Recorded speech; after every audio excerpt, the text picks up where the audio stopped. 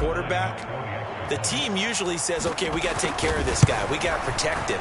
But when he goes out and plays like this on the first drive on the road, he doesn't have to say, I'm here to be your leader. They just need to follow him. Each team's had it. Each team has scored. 7-7 here as the kick's away. And this will be a touchback as that sails over the end line.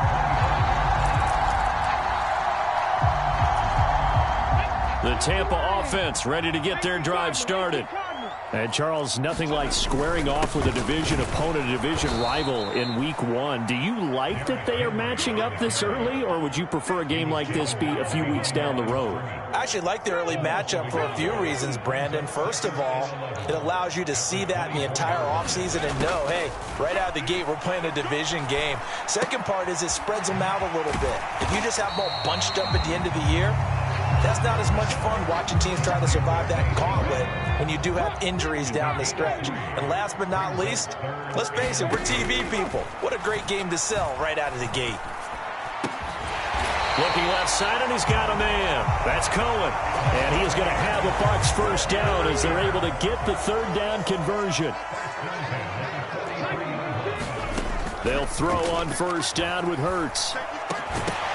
And that's going to be incomplete. Too tough to hold on to that one. It's second down. Looked like both sides were anticipating a quick throw there, and the defense was ready to jump in and deny it, and they did.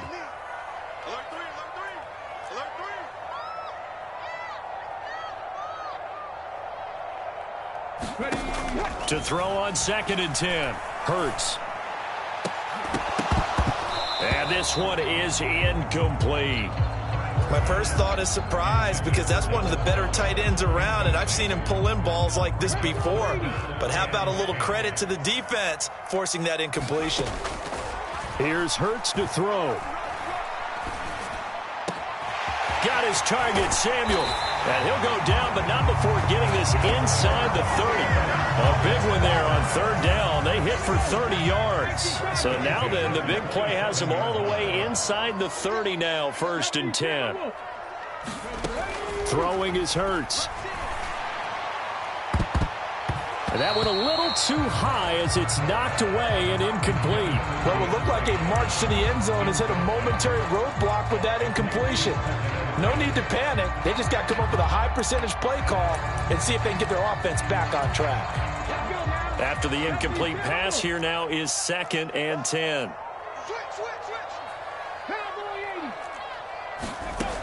Hurts sets up to throw it. And this one incomplete. Too much contact to hold on to that one, and it's 3rd down. That's a big force incompletion there to bring up 3rd and long, and this defense can still salvage a little momentum by forcing them to kick a field goal because just a few plays ago, they looked like they were headed towards the end zone. And he will not be able to hang on through the contact. It's incomplete. The coverage strong, and now it's 4th down. That's a good job there creating the contact to force the incompletion. And now since it's 4th down, that should set up a field goal situation. And a nice sigh of relief defensively to be able to hold them to 3. And this is just outside the right upright. It's no good. And this game will remain tied here in quarter number 2. And I think there on the left hash mark, he's just aiming down the middle and hoping to hit it true. But this ball started right and start working away from him. And it's going to wind up wide of the mark.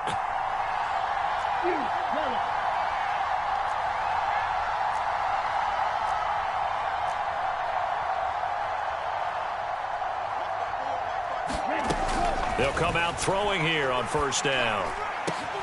And he'll get this into the hands of Hill, complete. And he's taken down right at the 45-yard line. So apparently some grabbing there in the middle of the O-line. I've often wondered why that doesn't happen more often for guys that play center. Having to snap the ball and then trying to get your hands into the proper position, that's difficult to do. He got caught that time. Now they'll throw here out of the gun. And down he goes, a Buccaneer sack. The tank, DeMarcus Lawrence with a sack.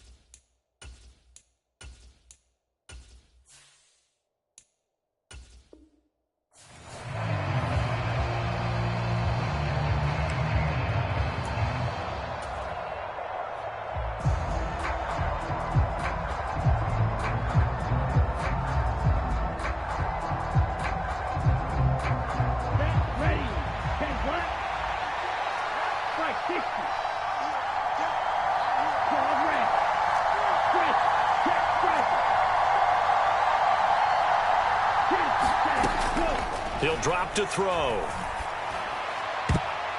And incomplete on the deep ball. I know conventional wisdom says, hey, don't get it all back in one play. But sometimes you go ahead and try to. They tried to get it all back on that one. Weren't able to do so. An incomplete pass on that last play, and that means they'll need to come up with something here on third down. On third down, here's Hall. And he's going to be taken down right at about the 15-yard line.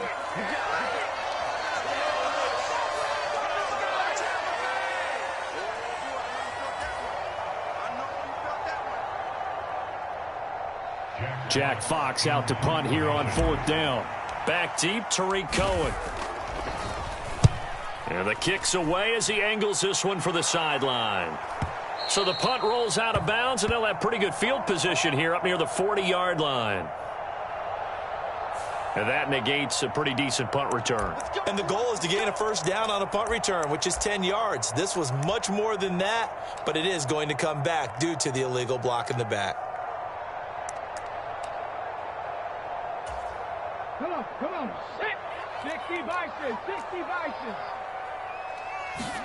On first and 10, it's Hurts. That's caught by the big tight end, Dallas Goedert. The 20. And he'll be marked down right at the 15-yard line. A real field flipper there as all of a sudden they've got a first down in the red zone. Swings this out here for Cohen. And he's tackled a yard short of the marker. Good gain of 9 on first down.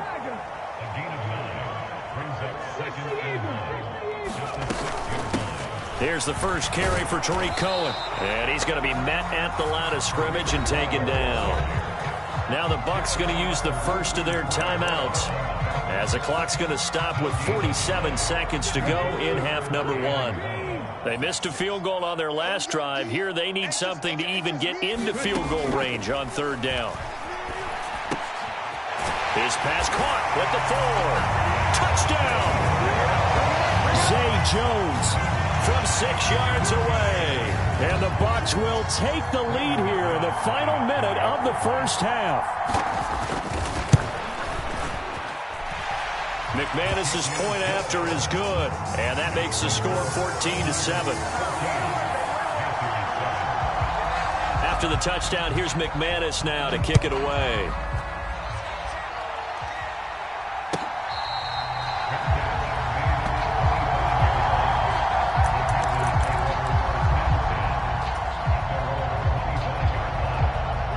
The Panthers out there and ready to begin their next drive.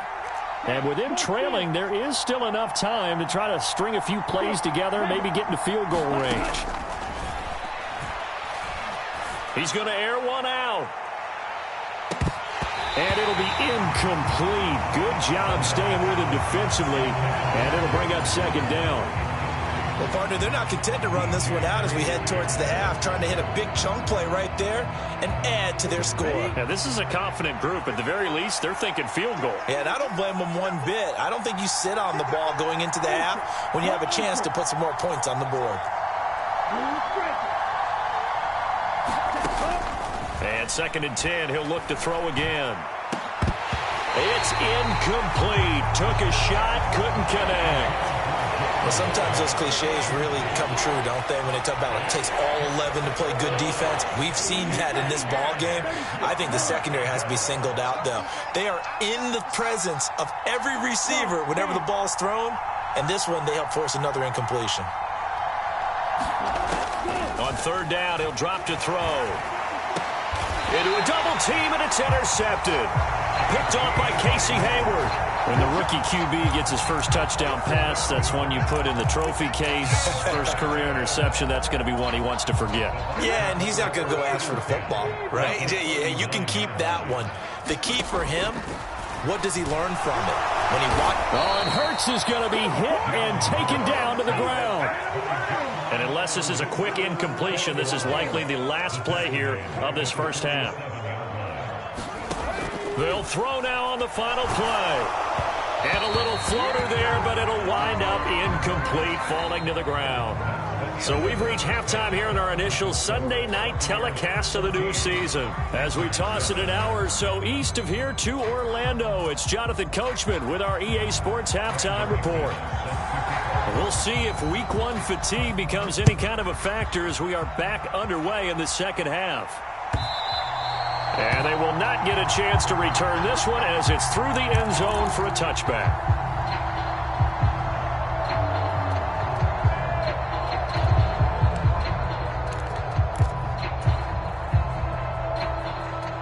The Panthers out there and ready to begin their next drive.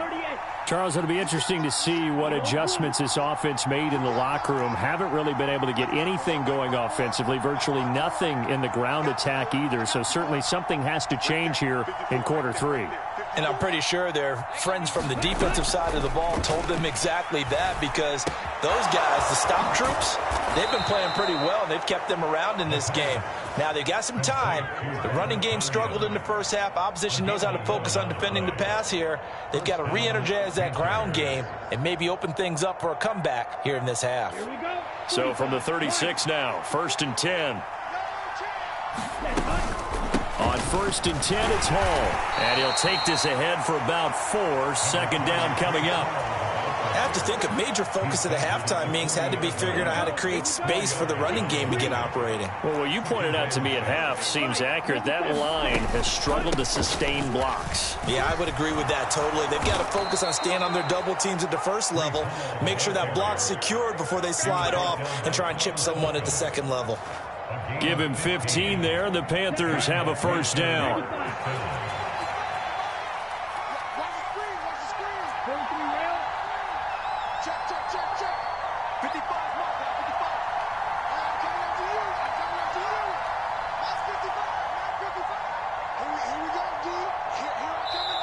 And with a play clock at 3, we'll get a signal and a timeout on the whistle. It's just their first, so 2 remaining as they burn one here in this 3rd quarter.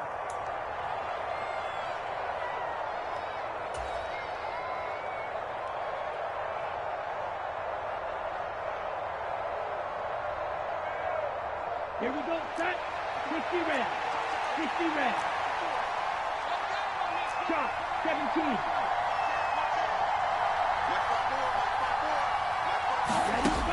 Now a shotgun snap as they'll look to throw. Oh, this is intercepted, intended for Hill.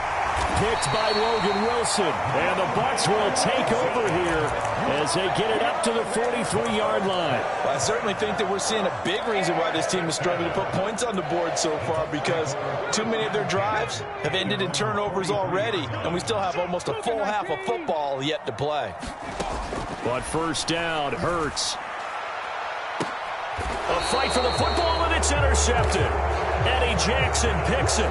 Well, their defense got him the football with an interception. They trot out there, Charles, in the very first play. They give the football right back.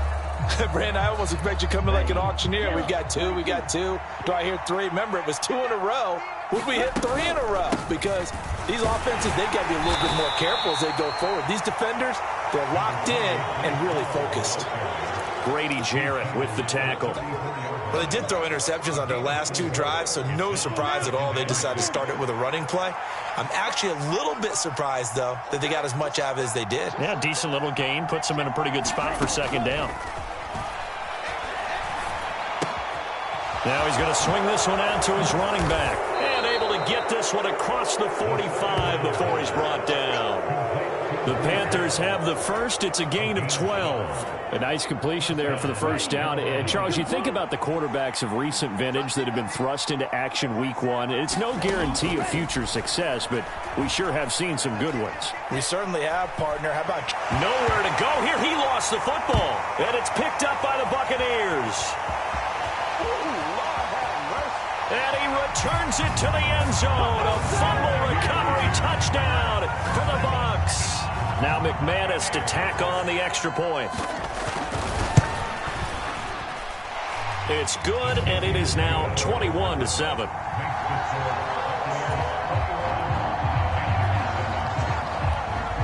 So here's the kickoff now as he'll get it again following that fumble return for a score. And pass will not be returnable. It's out of the back of the end zone for a touchback.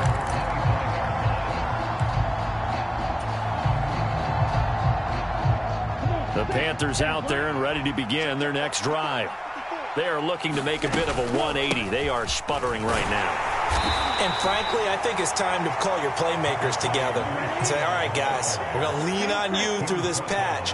We need you to get us back on track and get us going in the right direction. So you're calling plays geared to them. Not necessarily what you look at your plays, oh, this hurts the defense.